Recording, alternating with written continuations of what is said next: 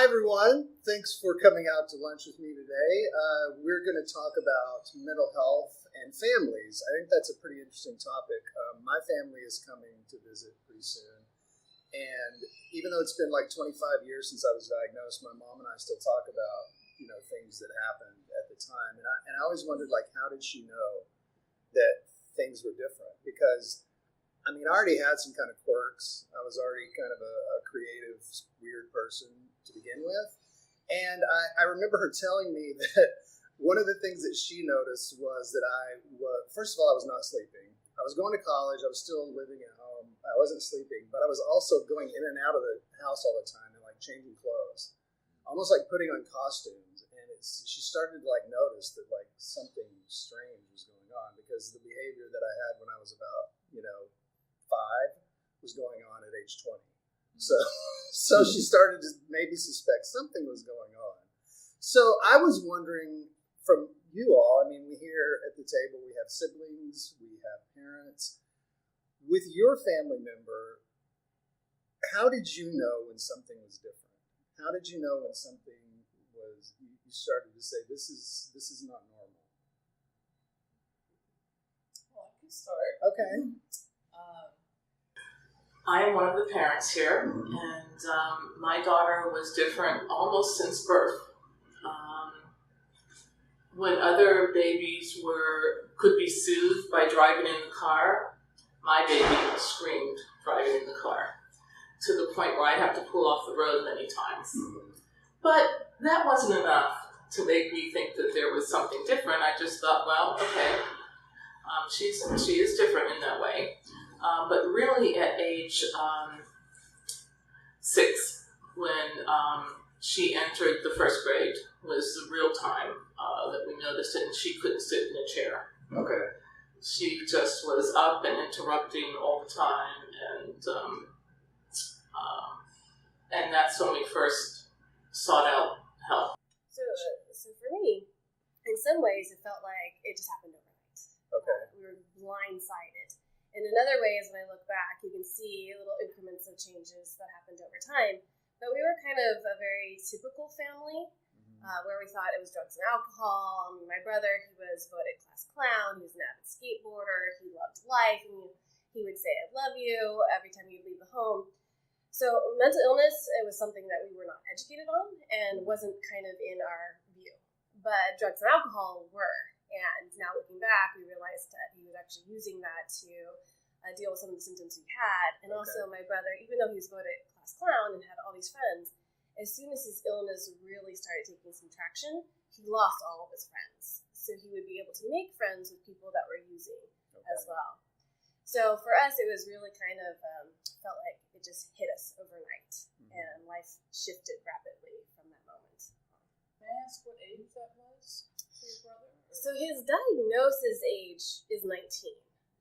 When I look back, and when I actually talked to my brother about his illness, he said he started feeling different around age 15. So about 4 years that we were struggling with knowing something wasn't quite right, couldn't catch on to anything. He's probably actually trying to tell us, but we didn't know what was happening, and then the diagnosis happened.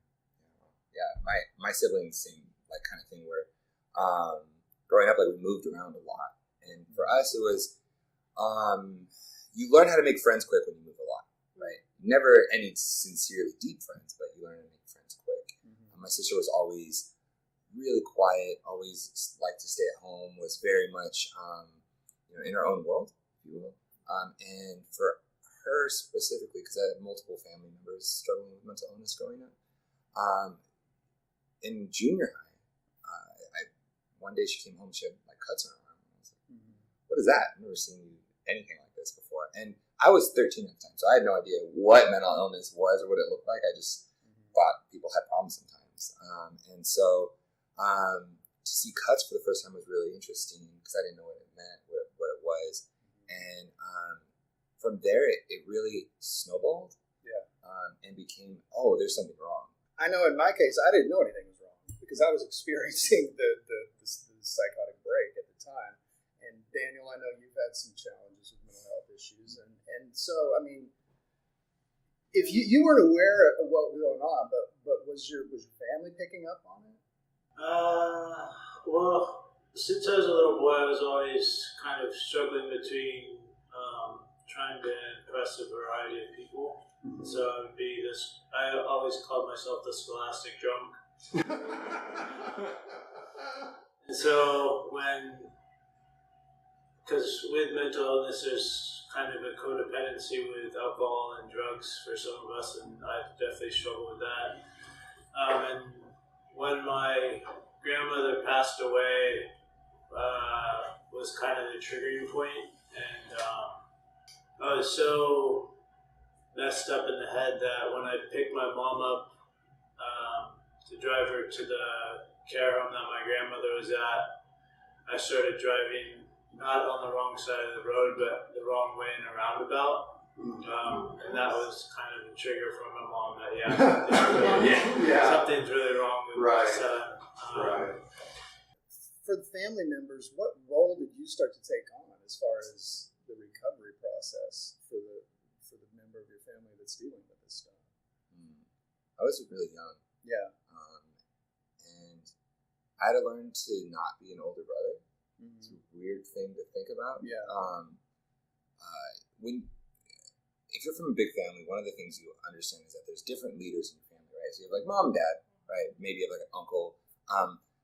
In our family, I'm one of 11 kids, and right, and so like the eldest kids were already moved out by the time this happened, and so I was the oldest, and I was big brother. That's who I am, right? I want to solve problems. I want to get through things, and for my sister, I really wanted to help her. My youngest sister went in the hospital when she was 11. She went inpatient, and her therapist said, if she calls you and tells you, the doctor isn't giving me what I want, what would you do? And my first thing was call the doctor. This is what she wants. Give it to her. Whether it be medication or food or whatever. And the therapist said, that's not your job. Right? How are you helping her fight for herself? Right? And I had to learn how to unlearn the older brother role and become the person who's supportive. And support doesn't look like an older brother sometimes. It looks like helping someone help themselves. Right? And that can look a little cold at times, but it's so much more beneficial in the long run. For me, that was like a really huge thing, like learning the recovery aspect. Right. Is it that line between control and support that you kind of have to find that line? Yeah. I think that's part of it, but I think what you're talking about is enabling. Mm-hmm. And, as a family member I grew up in a family that had a lot of mental illness, but they ignored it all. It was swept under the rug, and we're fine. We're all fine. And then to have a daughter with dual diagnoses, it was difficult, very difficult to face that and say, I need to get her some help, but how do you do it? I'm the big sister by 4 years. And when he first, we'd been through all the hospitals here in San Diego. So when he'd go in, I would visit. I was the type of person that as soon as actually my mother called me with his diagnosis and she was in tears crying on the phone, I thought, great, we have a name, I can fix it. That was my job, right? I'm the big sister. I'm supposed to fix this problem. I remember when he was put in my arms when I was 4 years old, and the pills all around me, and when he was put in my arms, it was like, this is mine. This wasn't my parents' kid. This is mine. I was to take care of him and protect him. And that did have some issues later. But when he would go into the hospital, I would go every other day, and we would play cards, and then he would try to hide me in like the corner of the hospital because you had the 1 hour visitation time at that time at least, and he would try to hide me until the nurse would come up and say, you've got to leave. And then what happens, and I'm sure every one of you have experienced this, is that when you leave, those doors, they make this very loud clicking noise. Yep. And it's like a trigger. And you immediately break down into tears because you've left this person that you love behind. And then you drive home crying, which is never the safest thing. What I found over the years of working with a lot of different siblings is that they don't talk to their brother or sister about what things are bothering them when it comes to the behaviors that the person is exhibiting. They just become angry or grief-ridden. They feel like they're walking on eggshells. They can't, actually confront their brother or sister. Mm-hmm. And I always knew that my brother was stronger than I was giving him credit for. And one time, going to that enabling thing, we were sitting in the car together, and he said to me, Shannon, I need you to be my sister, not my mother. And that was like this light just went on. It's like, I don't even know what that is exactly, because I always felt like I was this big protector. So I realized right then that I had to make that effort to be the sister and not the mother. From the perspective of a person who's experiencing the mental health issue, and you start to realize that you might not be able to do the things that you did before. Your dreams that you might have had for yourself may change. You may not be able to return to the path that you were on. I'm wondering, as family members, how did you feel as far as watching this person change and the expectations you had, like the dreams you had for this person, the things you wanted to see them accomplish? And I mean, is there kind of a sense of loss, a sense of mourning almost that goes into that? So siblings are part of your past, your present, and your future. Your parents leave you too early in life. You find your spouse or your significant other later in life. So it's your brother or sister that's actually with you from the beginning of this journey of life to your end. And my situation is a little different because my brother is passed away. But I had all these dreams with my brother that we would meet someone together, we would have kids together, we do all these activities together. And not only did the illness kind of take a lot away from him, but it took a lot away from my dreams. Right. And in different dreams too. So I also had dreams for myself that had to shift. So all of a sudden I started having fear of, would I find somebody who would want to marry me, knowing that I had a brother with a significant challenge? Should I have children or not? I had these dreams of having children. Well, what if I was going to go through this again with other children? So it's not just the dreams that I had for him, it was some of these dreams that I had for myself that was shifting as well. From a parent's point of view, obviously you have dreams for your child, and you want them to be successful and be with someone who's going to make them happy. And that was something that I lost probably after my daughter was in her 20s, I would say, after her last diagnosis of bipolar was added at age 19 after a year of suicide attempts. A very tough time, but a very revealing time in all of our relationships, certainly. By then she had a stepfather, which was, and her father was still in the picture, and his family. And turns out that her father suffered from a lot of the same things, which were not apparent at one time, but became much more apparent after we were divorced. So there was a lot of dynamics going on in the family at that time. But it was a huge loss for me because I said, my kid is not going to be who I wanted her to be. And of course that's unrealistic as a parent, so I had to learn that, your child is what your child is when they come out, and you can help them, but you can't form them, and you can't destine them to become who they are. So that was a big loss. And then, after a few years, probably 5 or 6 years later, Erica announced that this mom, I'm never going to have kids. I hope you're okay with that, not having grandchildren. She's my only child, so she's like, I hope you're okay with that, Mom. And I said, it's okay.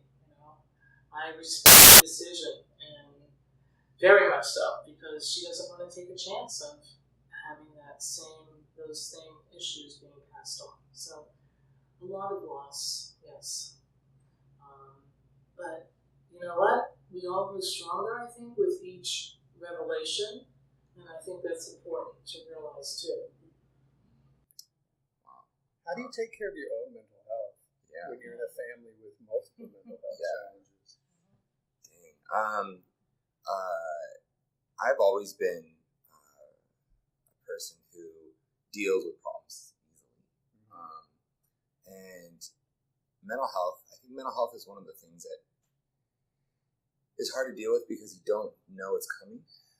You don't see problems coming out of nowhere, right? Sometimes they just appear, right? And for me, I work in the field of mental health now, and a lot of the time when you're at work, let's say you work at, you wash dishes, right? You wash dishes, you go home, you don't want to wash dishes, right? So,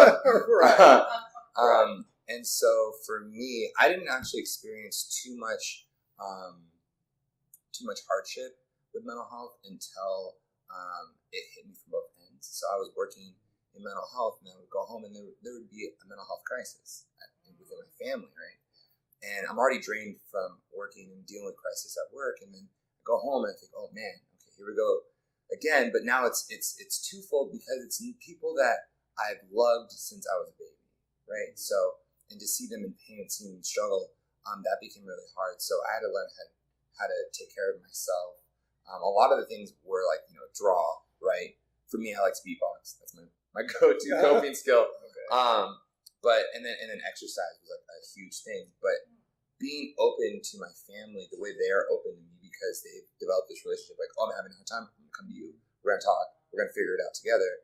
Well, I have to talk to you too. It can't be a one-way relationship because I'm not your therapist, right?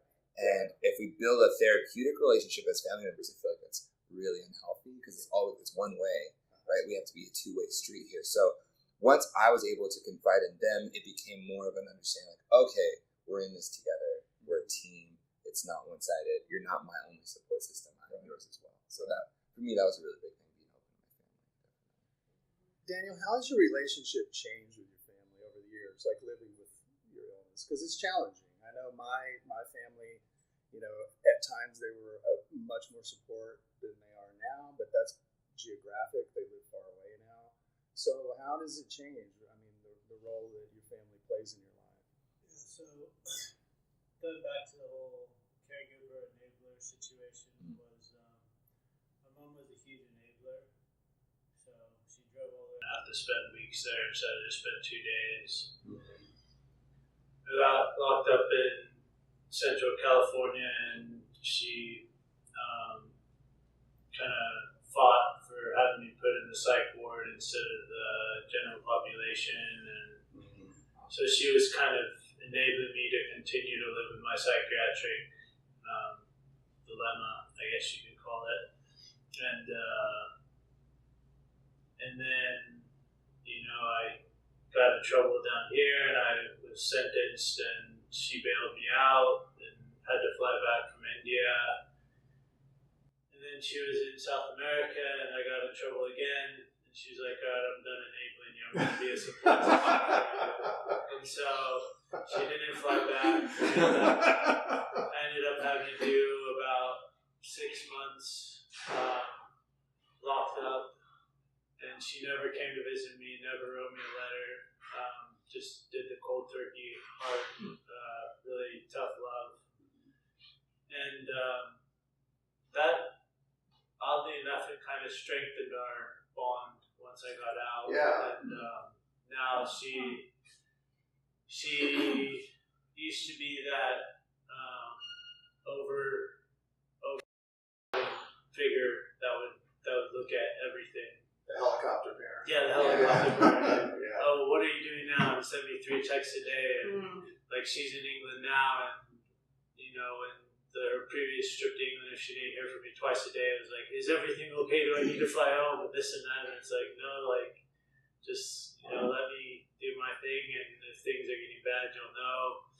And that's partly because I've learned to recognize when I'm going into a spin. Now, so I'm not so much dependent on the outside sources, and when she would give me hints like, is this what's going on? Now it's like, okay, now I can see that's what's going on, so she can be more of a supportive role. How important is it for family members to understand your diagnosis, like actually research it, learn about it? I mean, was that part of your learning process? I actually enrolled in a junior college to take some classes to better understand psychology, because I really had no understanding at all. I mean, it's amazing to me because the brain is like this organ that takes care of the entire body, and yet you have no education on it at all. And I, at the time, was a marketing director for a software company, completely switched gears. I started a nonprofit that actually provided one-to-one friendships for people with a mental health challenge since Jeff lost all of his friends. And then I ended up being with NAMI, and I was the CEO for NAMI for several years. And so I really kind of invested a lot of my life into educating myself around it. However, I will say I'm not too big of a fan on the diagnosis. Okay.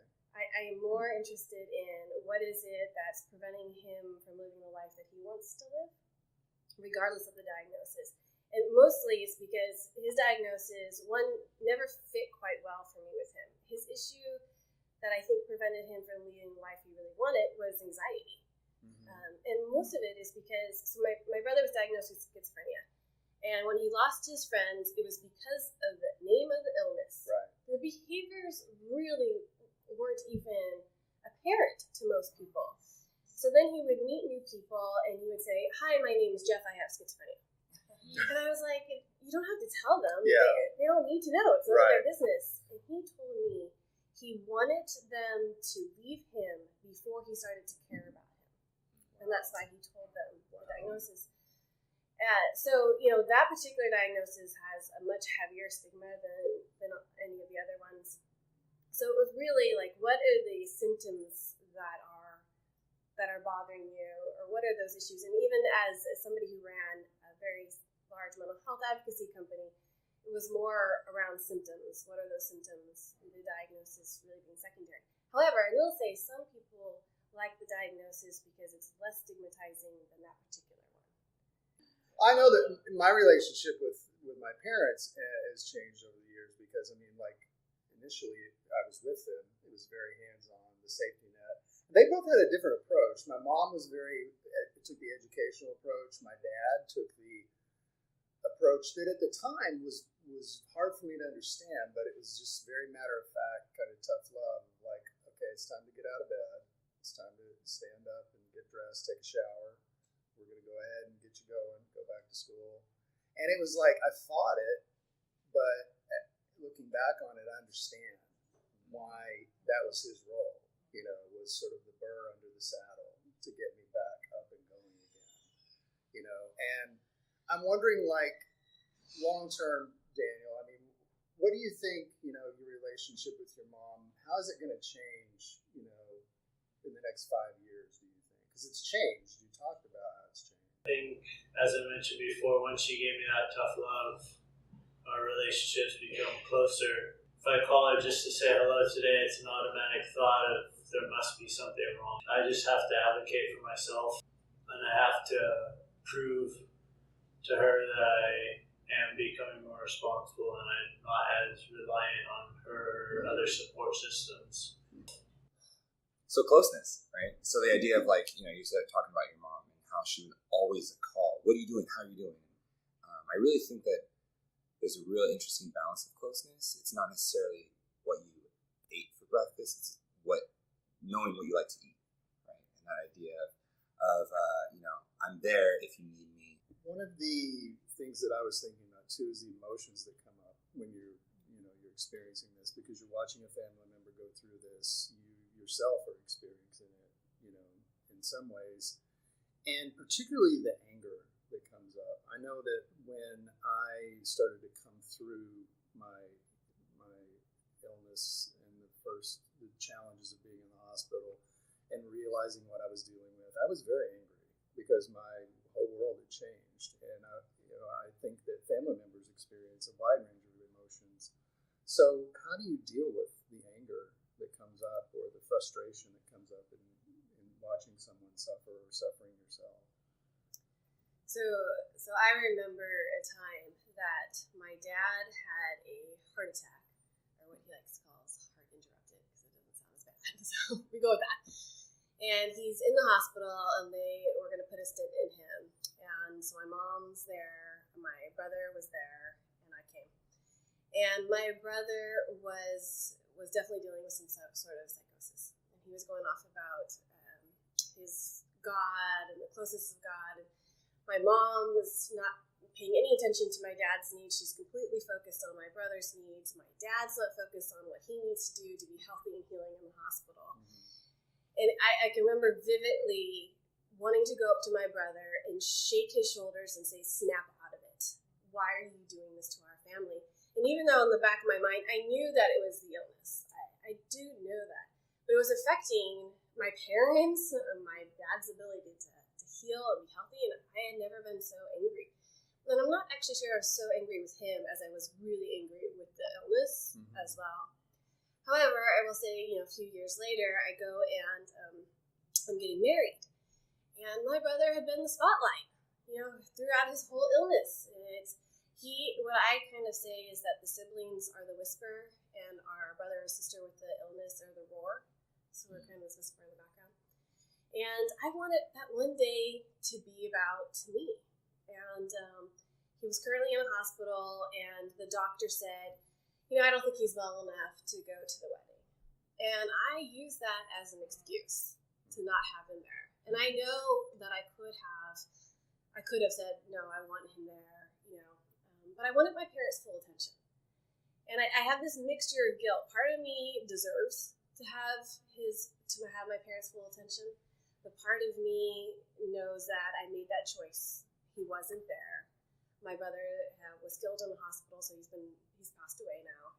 And I can never recapture that moment and those decisions. So anger, it's I like to talk about having the pause, practice the pause, because anger will make you make decisions that you might regret later.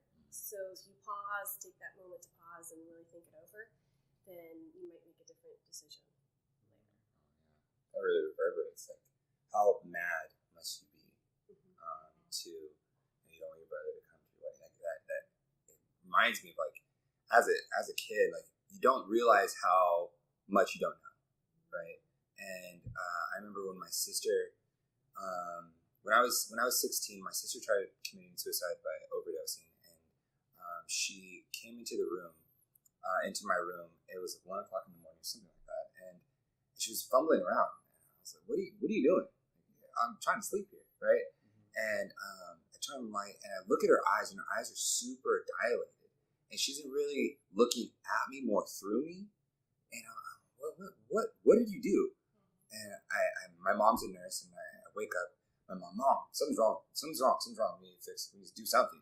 And I go into her room. I go into my sister's room, and I see a bunch of empty pill bottles, a bunch. And what did you take? What did you do? And she's like, I don't know. Leave me alone. I just want to go to sleep. And we have to go to the hospital to do something. And I was so angry because during that time she kept saying, nobody loves me. No one loves me. No one wants me here. Nobody loves me. I love you. I've been with you since you were born. I held you as a baby. I changed your diaper. If that ain't love, listen. And for me, I was so angry and so mad that somebody couldn't see the love in front of them. Yeah. Right? We've changed our lives to accommodate, and you're not seeing that. And being 15, 16, I didn't have the emotional capacity to understand what was happening. All I knew is that my sister was being selfish, and all I wanted was her to understand that we were there, right? It took a long time for me to heal from that. Yeah. Right? It took a long time for me to understand, okay. And that, that idea of, like, getting better understanding and really investing in my knowledge and to try to make sense helped me so much now. And as adults, like, we have a much better relationship. But it took a long time for me to get there. Yeah.